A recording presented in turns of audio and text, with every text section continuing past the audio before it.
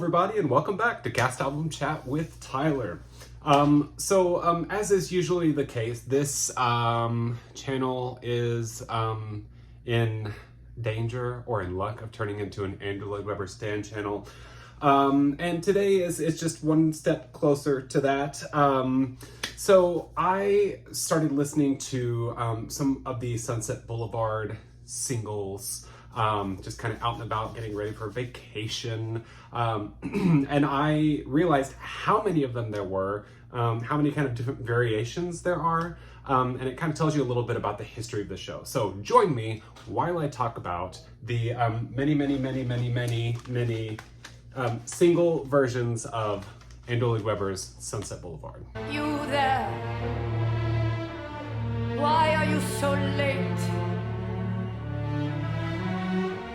So personally, I think I just gave away way too much information here with showing you that stack, but there are some singles out there that I don't actually own, but are streaming or that I've heard, and we can kind of talk about how they're related to their respective productions, I guess.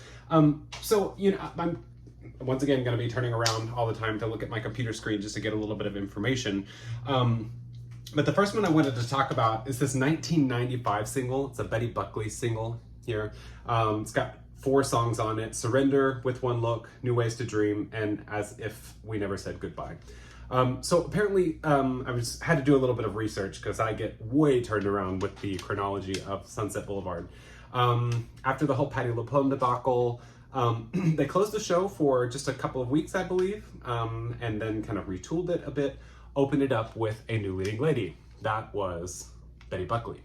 So that was in London, and I believe that was in 1994.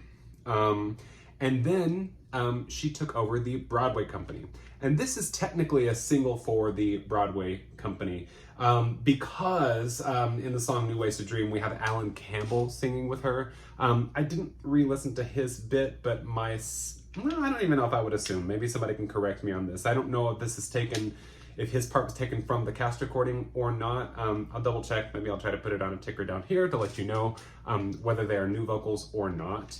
But, you know, this comes from the 1990, well, I guess the show opened in LA in 94. Maybe it opened on Broadway as well in 94. But it seems that this was recorded in, well, I mean, it does have a copyright date of 94, so I'm not 100% sure exactly where this falls into place. But Betty Buckley did play the role, both in London and on Broadway. So I would kind of consider this to be a supplementary single to the American productions. Of course, the original Broadway cast recording is actually the original LA cast recording, for many different reasons, but it was recorded when they were in LA. So if you can find this one, it's fairly rare. Definitely snatch it up though, because this is one of my favorites. Surrender kind of starts off with an orchestral bit here. Let me see, I've got, I believe Paul Bogaev was the conductor, yes, for this orchestra.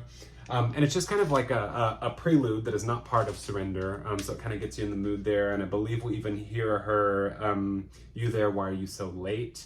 So this gets you really in the mood of listening to Sunset Boulevard, and while there are only 4 tracks on this,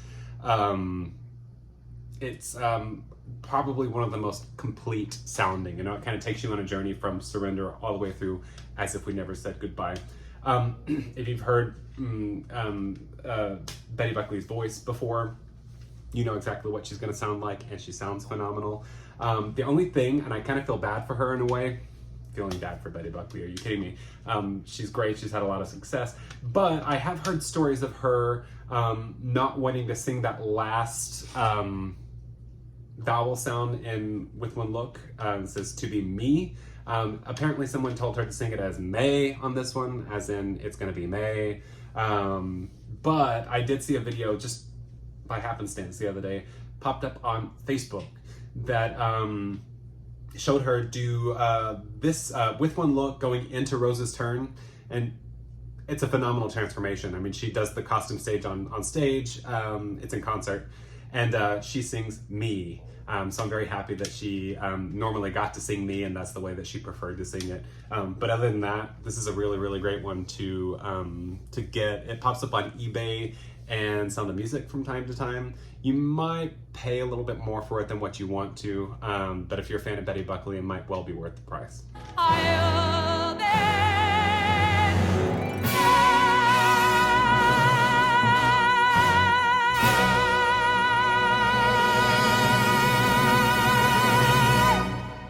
So we're going to do a little bit of a time warp here, as we will with a couple of other single recordings.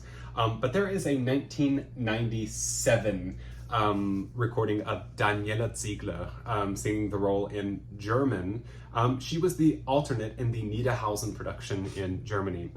So that production opened in 1995 in Niederhausen with Helen Schneider, the American singer, who's been very popular and successful in Germany, and Uwe Krüger. So we do have that highlight, I was about to say the full album, but it's a highlights album from 1995. That's probably my go-to, my desert island disc. Looking back at one of my other videos, which one is that? It's probably not published yet. Anyway, so that is a phenomenal recording. Helen Schneider sounds, for the lack of any better words, just batshit crazy wonderful. I think she sounds great on that recording, as does everyone, to be honest. But later in 1997, Daniela Ziegler, who was either an alternate or cover, probably through the whole run, recorded a couple of songs from the show. Let's see what we've got here. Nur ein Blick, so with one look, ein gutes Jahr, the perfect year. Sorry, I'm thinking in German and English. And then Als hätten wir uns nie goodbye gesagt, as if we never said goodbye. If you know Daniela Ziegler from her other recordings, you know, once again, I really don't think there are that many surprises when it comes to these singles. These actresses are hired because they bring themselves to the role. So that's not talking bad about anyone. I would love to see each actress bring her voice, her character, and infuse Norma with that. So if you've heard her on Elisabeth, if you've heard her on, what was the other Daniela Ziegler that I was thinking about the other day? Sister Act from Hamburg. You know what she's going to sound like. And once again, she sounds phenomenal. She has maybe less, her vibrato is not as wide as Helen Schneider's is. So it just kind of depends on what your taste is. And just a little extra here, and I probably should have pulled it out if I have it somewhere. I might not. I don't know. I worked with the music director of this production, JDS, in Texas, of all places. And, you know, he had a lot of great stories because when I met him, I didn't even introduce myself. I said, are you the JDS? And he was like, I don't even know in what way. I mean, why would anybody know who I am? And of course, me being the person that I am, had to explain to him why I knew his name and why I was so starstruck to be working with him. And he, you know, he really had a lot of great things to say about all the Normas. But there was another cover that was Sue Mathis, and he did a concert with her in Switzerland. And she recorded a couple of songs as well. And once again, she's a knockout. It was an embarrassment of riches in this Niederhausen production. All three of the Normas were fantastic, and all three very different. But he had so many stories about Sue Mathis that I know that he really enjoyed working with her. So if you can find her recording that she did in concert, I can't remember exactly what the name of it is. I'll put up a picture. Definitely check that one out too. Another little weird thing about this recording, this Daniela Ziegler recording, that I don't know if the tracks are used from the original German recording. Certainly the live concert that JDS did with Sue Mathis does not use the same tracks. I'm not sure if the same tracks are used here or not. But when I did talk to Jay, here's a little fact, and you might pick up on it now. I didn't pick up on it when I first heard the original German album, was that they wanted to get as much as possible on one CD. And you know, for a highlights album, it's got Salome and the car chase, and so it's got a lot more music to it than a normal highlights album. Where was I going with this? Oh, so they wanted to put it all on one disc, and so they digitally sped it up just a little bit, so it keeps the tone. I mean, everything's in the same key, but he said it just sounds mechanically strange. So first of all, go back and check out the original German album to see if you can hear that difference. And second of all, I don't know, like I said, I don't know if these are the same tracks that are used, but maybe someone could do a little compare and contrast to see if there's any difference in the sound quality of the two. Because since this is a single only with Daniela Ziegler, maybe they kind of what's the word I want to look for? Maybe uncompressed those orchestral tracks to make it sound a little bit cleaner. I don't know. Ich brauch keinen Saal voll Menschen, keine überfüllte Bar. Okay, if you enjoyed that time travel, here's a little bit of Back to the Future, back and forth. So the last single I spoke about was the 1997 single from the Nita Hausen production. But in between, somewhere in there, I'm not sure exactly what the exact date of recording was, but John Yap from J Records, released the studio album of, this is the second release of Phantom of the Opera studio album that replaced Graham Bickley with Ethan Freeman as the Phantom. Where am I getting at? What am I getting at? Maybe stroke. But after that, the original Phantom album had Graham Bickley as the Phantom, replaced by Ethan Freeman on this recording. But on this recording, we also get some extra tracks from Sunset Boulevard with Kim Criswell, Graham Bickley singing Joe's role, and Catherine Porter singing Betty's role.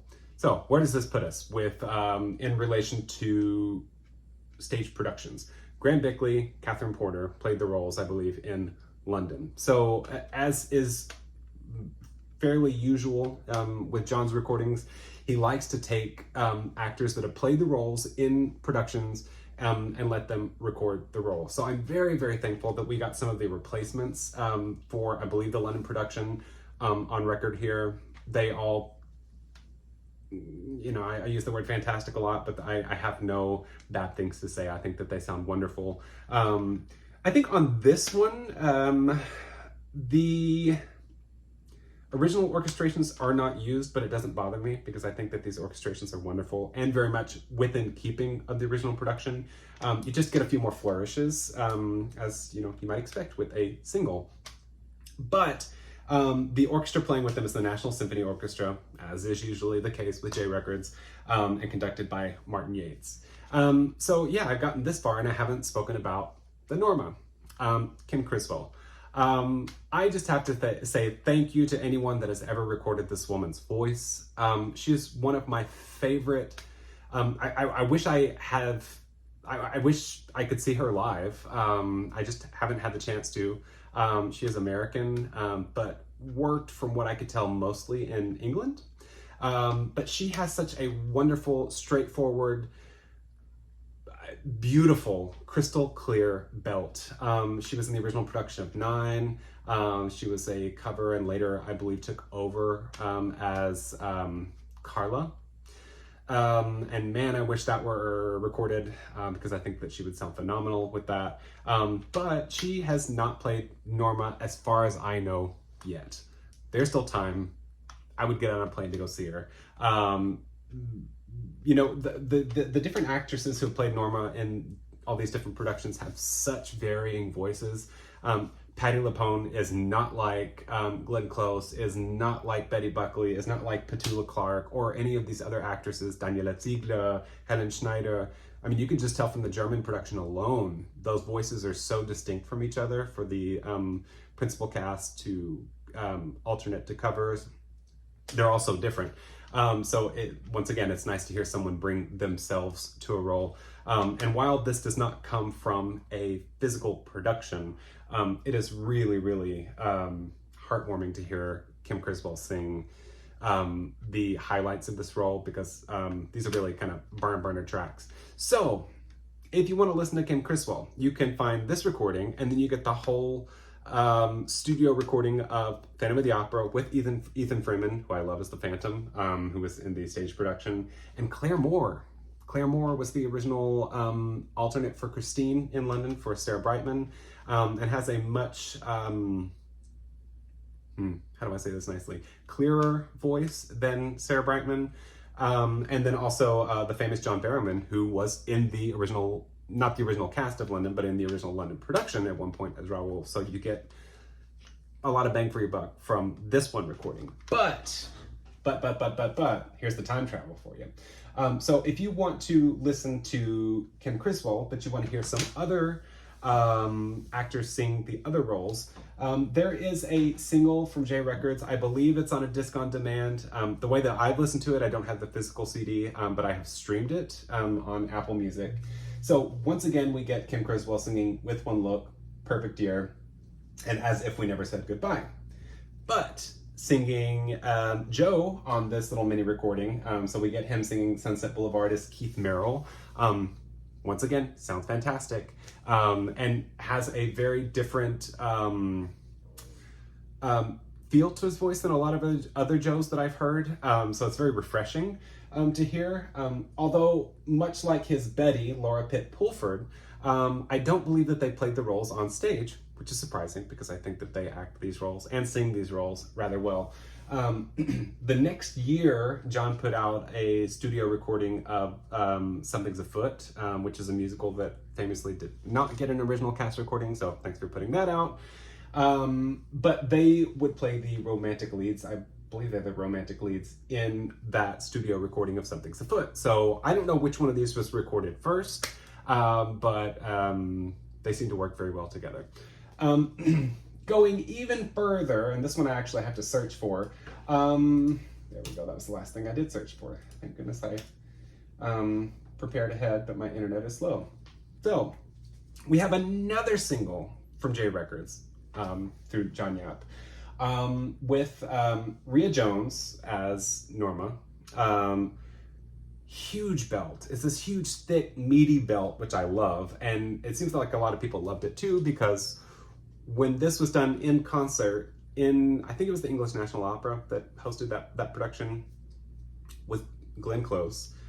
She was out, Rhea Jones was her cover, took over, and people went apeshit. I mean, they loved her. And so later on, she did a tour of the UK with her own production.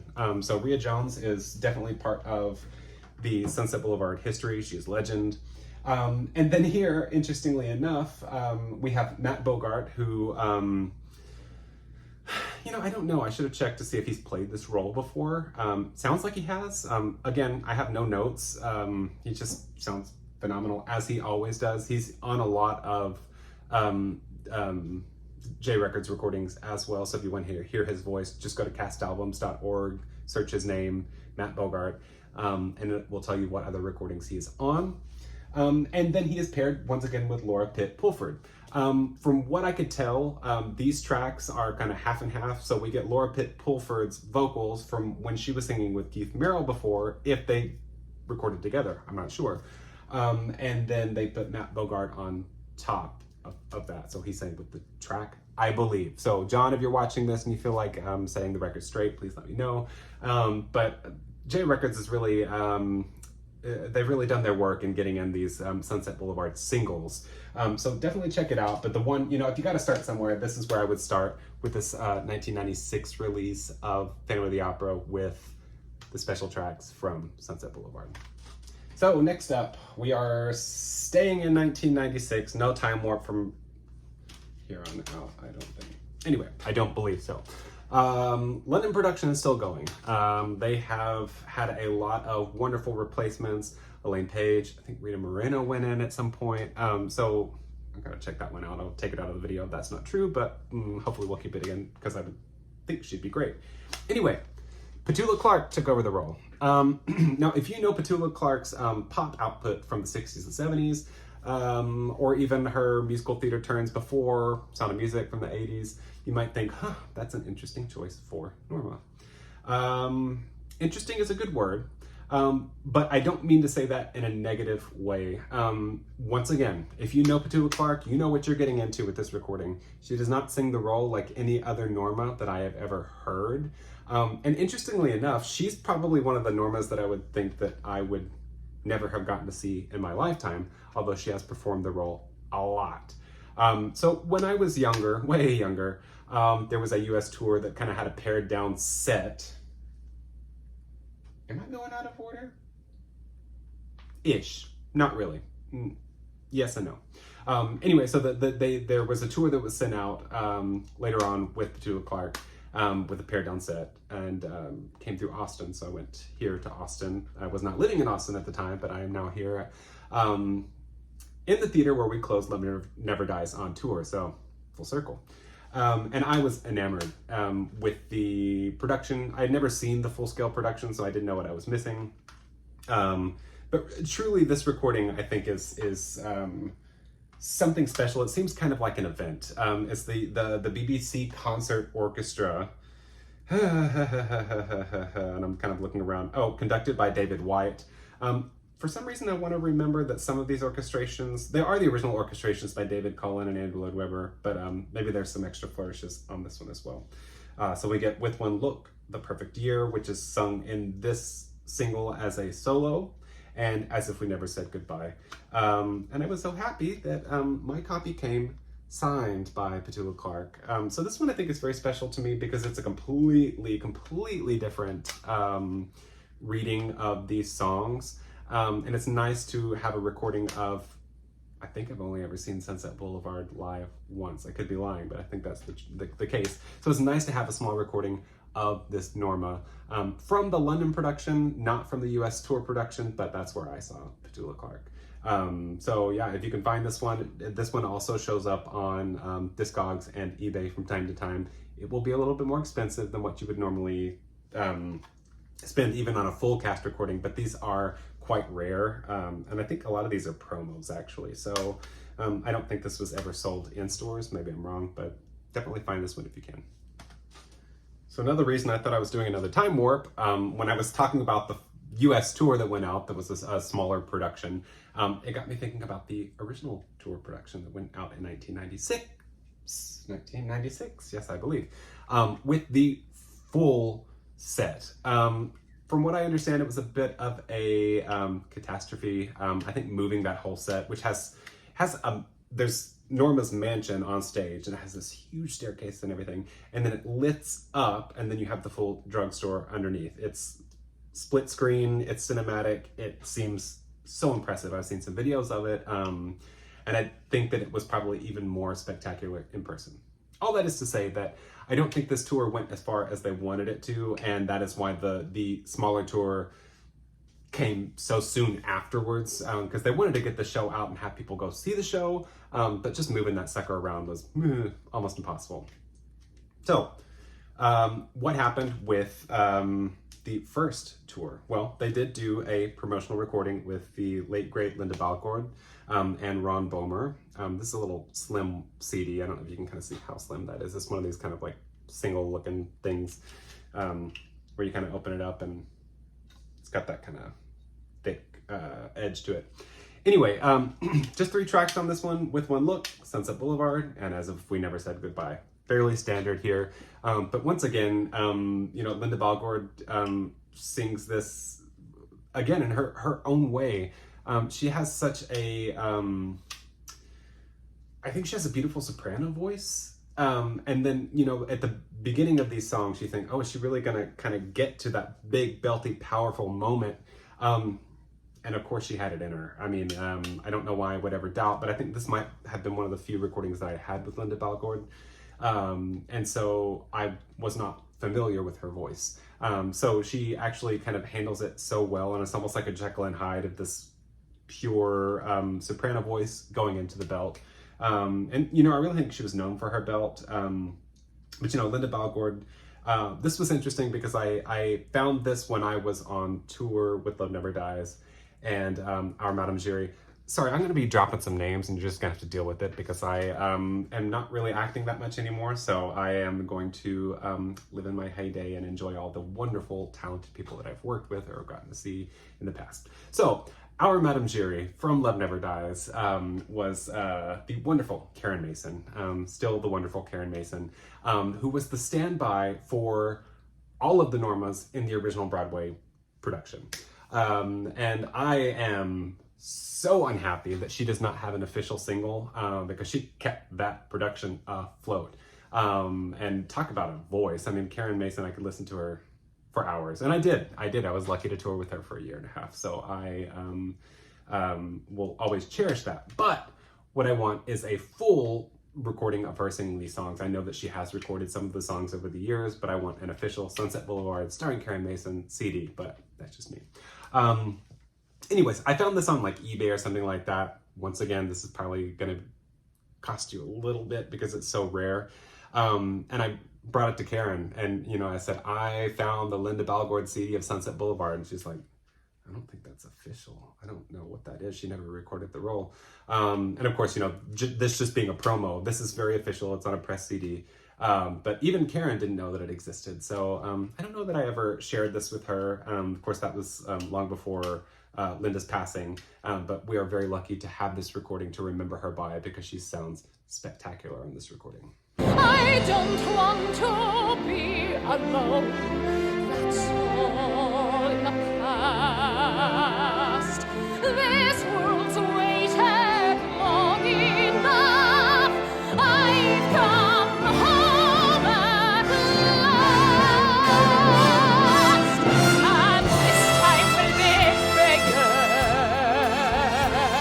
and bright. Okay, this next one is also from 1996, but I do not have a physical release of this because it is probably the rarest Sunset Boulevard recording ever. It's the 1996 Melbourne single. This is an interesting one because we have Deborah Byrne, who you've probably heard. You can hear her on the Les Mis Castor recording, the complete symphonic recording, the 3 CD one. Sounds phenomenal. Sounds very similar to Betty Buckley, actually, but gives it her own flair. Just the one song, it's just As If We Never Said Goodbye. The other song on the recording, I believe, I should have looked at this before I started talking. I'll keep talking to you and look at my phone that I'm recording and see if no, I can't do this at the same time. I'm just gonna have to look away. Anyway, so this Sunset Boulevard recording, I feel like I've seen the back cover of it, and I don't know why I'm not seeing it right now, but I believe it's just got the two songs, Car Chase, As If We Never Said Goodbye, and I don't even think the overture is on there. Maybe it is. I'll let you know down at the bottom. She sounds great. She sounds wonderful. She sounds exactly like what you think she's going to sound like. Some oddities of this, of course, is that you get the Car Chase at least. I don't know if this is the Australian orchestra or if this is from another recording, the tracks that they used. I'm not 100% sure. But what a lot of people remember this production for is the fact that Hugh Jackman played Joe. I don't know if it was a record, if he had any kind of record contract. I don't think he did at this point, especially in 1996. But he did not record any of the tracks. He was on the Australian cast of Beauty and the Beast. He's, you know, so he could record things. I just don't know why they didn't choose any of his songs to record. But a little tip on this one. I usually try to help out fans and collectors of cast recordings to find these recordings. I don't know where the heck this one's going to pop up, but there are probably going to be some fist fights that break out over it. It will probably show up on eBay or Discogs at some point. I know there's a listing on Discogs for it. And may the best man or woman or person win. But my advice is, if you see this, if you're willing to drop the money on it that they're probably asking for it, do it. And then, you know, then you can retire. I mean, I'm pretty sure that this is only going to get rarer. You know, CDs just go disappearing. And so if you can find this, buy it, let everyone know, rub it in everyone's face. It's the rarest one out there. And it's one of the rarest kind of cast recording related, physical releases that I know of. So if you have it, good for you. I'm very proud. Please take care of it for future generations. If you don't have it and you find it, snatch it up because it is super rare. And then you can retire at an early age from that. But other than that, I really don't have much more information. Not a lot on this single. Just kind of has an interesting little story. I don't want to be alone. That's all in the past. This world's waited long enough. I've come home at last, and this time will be bigger. And I don't don't know why this next one is so special to me. I think the production itself was probably not one for the books necessarily. It's the 2001 UK tour. Yeah, they just call it the UK tour, 2001-2002 UK tour, with Faith Brown and Earl Carpenter. But I don't know why I think this one is so special. I heard this in high school when it came out. We had certain means back in the day. I don't want to age myself, but Napster. So, you know, this was not available really anywhere. And now you can find it on eBay, even Amazon.co.uk, which is okay as long as it's not Amazon France. But there should be a few copies for sale. And I don't know why I took to this one so much. It's just the 3 tracks: Sunset Boulevard, Perfect Year, and As If We Never Said Goodbye. Earl Carpenter, of course, had probably done quite a bit before this, but has gone on to do so much more. And if you know his voice, you know it's a beautiful voice. So it's interesting that they start with his track, Sunset Boulevard, Perfect Year, which is the duet between Earl Carpenter and Faith Brown, and then Faith Brown singing As If We Never Said Goodbye. Don't ask me why I love Faith Brown's version of As If We Never Said Goodbye so much.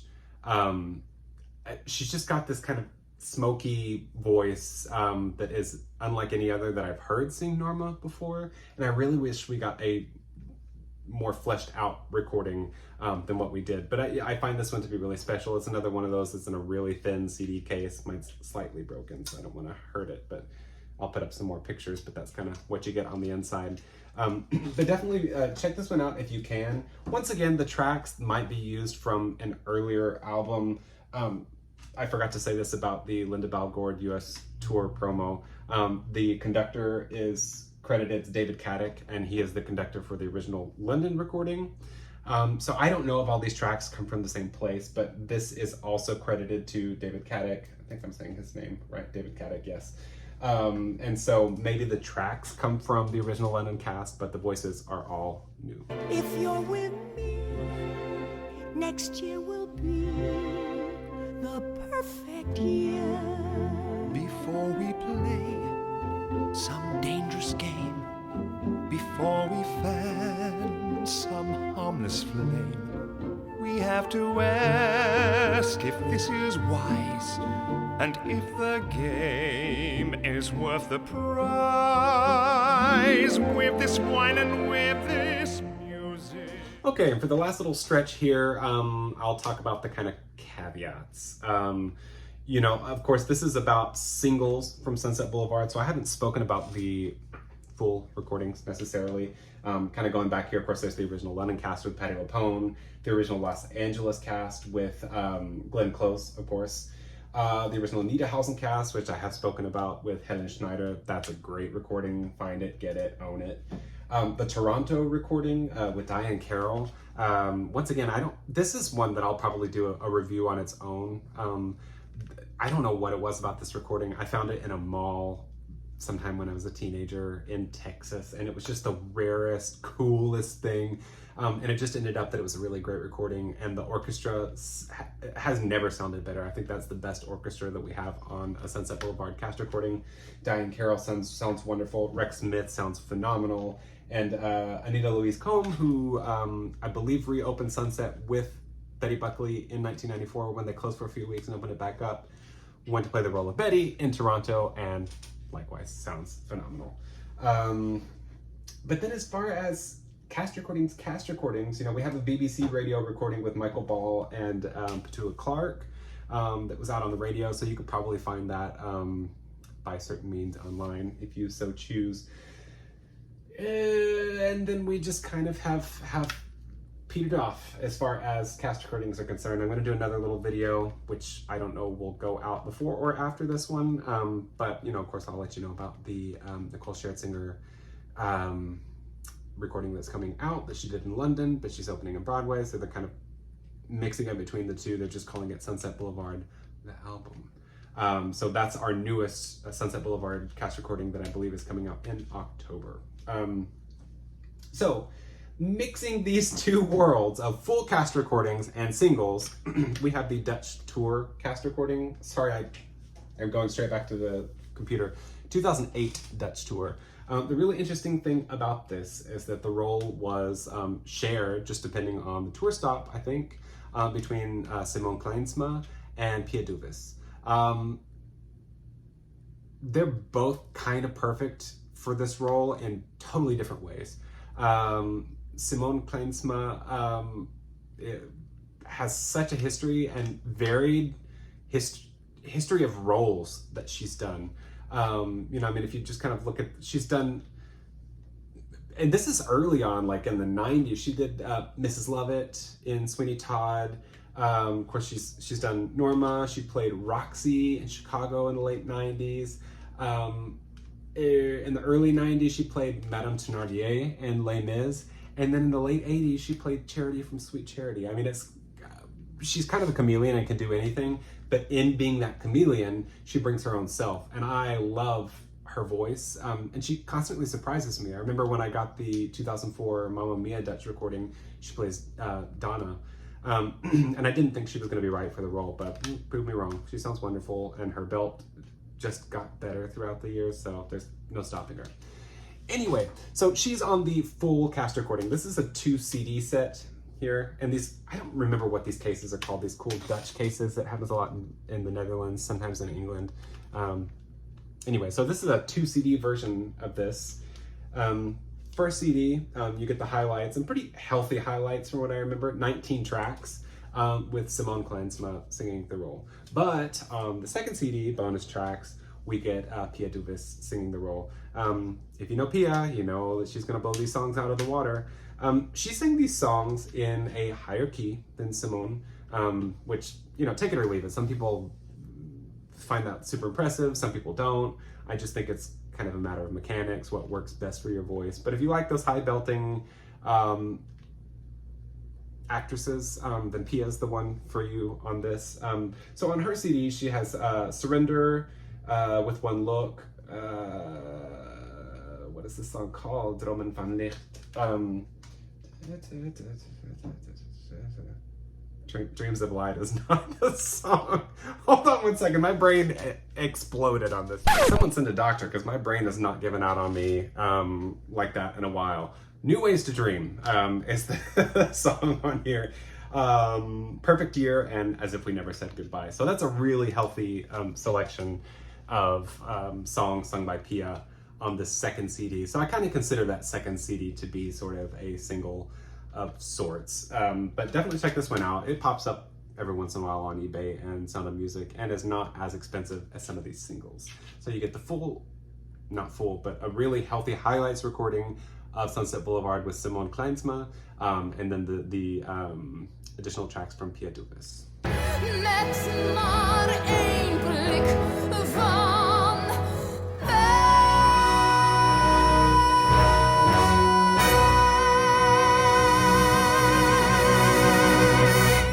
And last but certainly not least, we have official releases, but they're not physical releases, nor can you download them, but you can find them on YouTube. Sunset Boulevard in 2018 took the Spanish-speaking world by storm. I don't know how it missed Mexico, and I would love to see a Mexican production of it somewhere. I think that Rocio Banquez, at least in 2018 or maybe before, really would have sung the snot out of it. So maybe there's hope for that in the future. I don't know.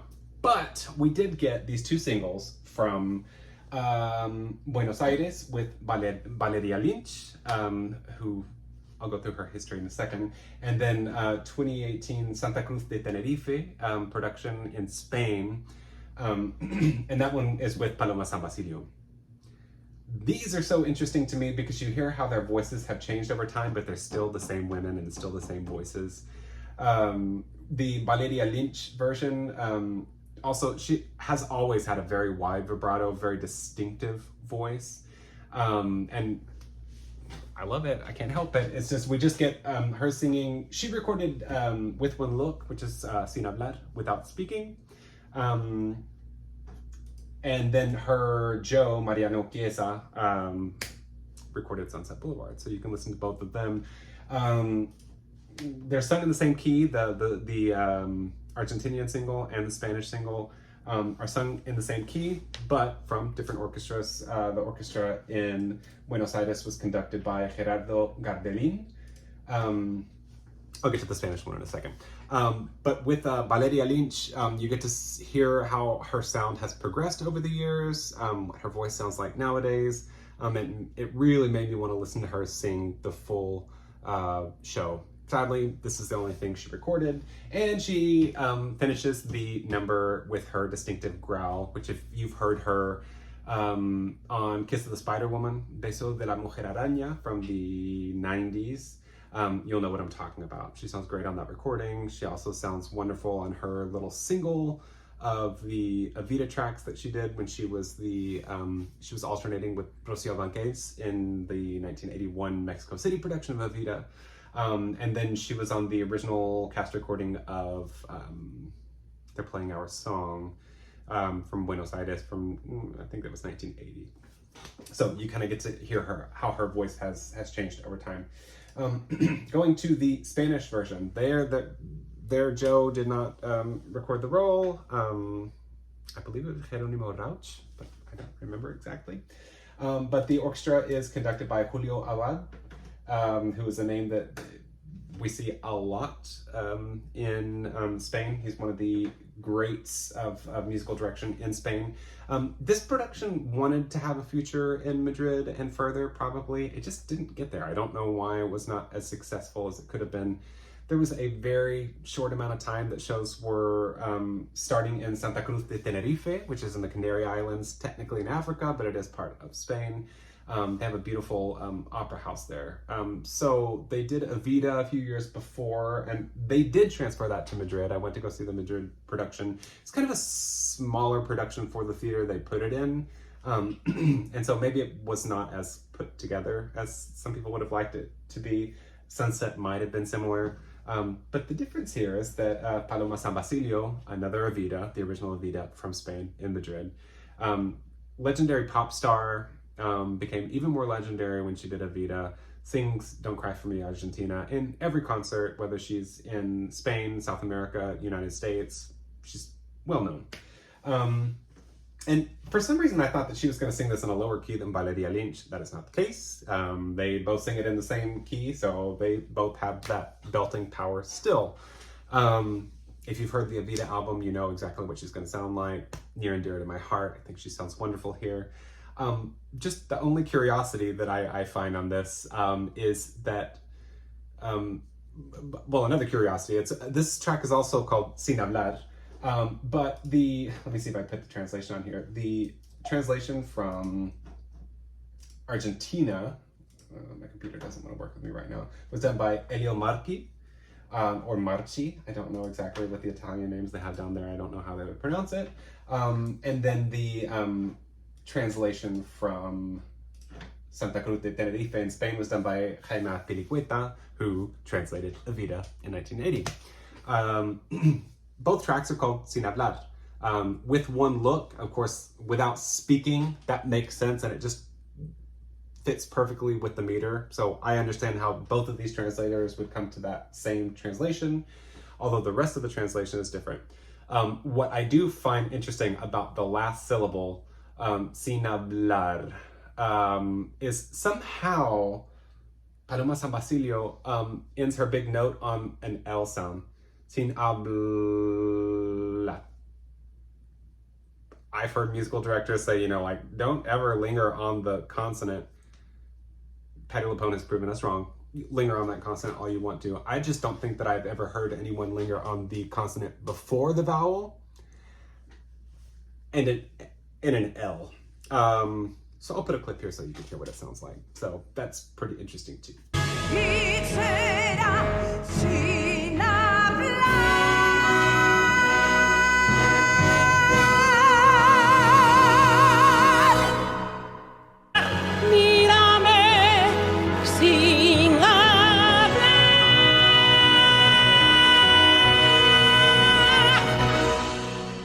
So we've come to an end of all these singles.